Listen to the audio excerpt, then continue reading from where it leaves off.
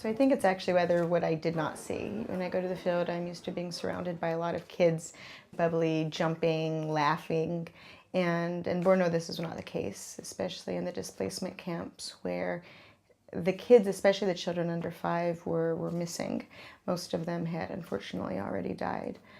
On the other hand, however, in our hospital for severely acutely malnourished children with really severe medical complications, here the number of malnourished kids was alarming. They were of a severity that I have not recently seen in any of the projects that I've visited. If I had to summarize it into one word, it would be conflict.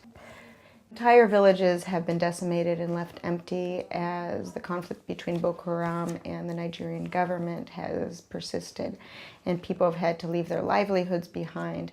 Many of them have been moved into displacement camps, and many of them have fled to the state capital of Maiduguri. Others that have not made it to the state capital but are in areas that have very difficult access because of the fighting, where humanitarian aid is not able to reach them and food is not able to reach them. The other side of the story is the medical side. This is especially important for children who are very susceptible to malnutrition and to disease. So you take a child that does not have enough food, that is living in very crowded and often inhospitable situations. On top of that, you add the malaria season, you add measles, poor water leading to diarrhea, and you end up with very, very sick children. The one-shot approach that we use for areas that are outside of Maiduguri, those areas where there is still ongoing conflict and where it's not safe for us to leave a permanent team. So we will send a team to visit the area, and during a short time we will, for example, screen all children under the age of 5 for malnutrition.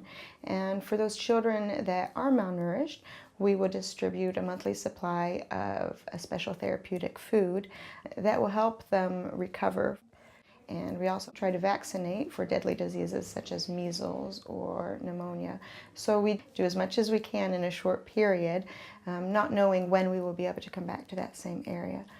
The other type of approach is what we use in Maiduguri. This has mostly involved simplification of our approach in order to reach as many children and as many women as we can. We seek out children early and try to identify and treat them before they get to the point where they are near death. The situation in Borno is devastating. It's so tragic, but we can make a difference, and we are making a difference.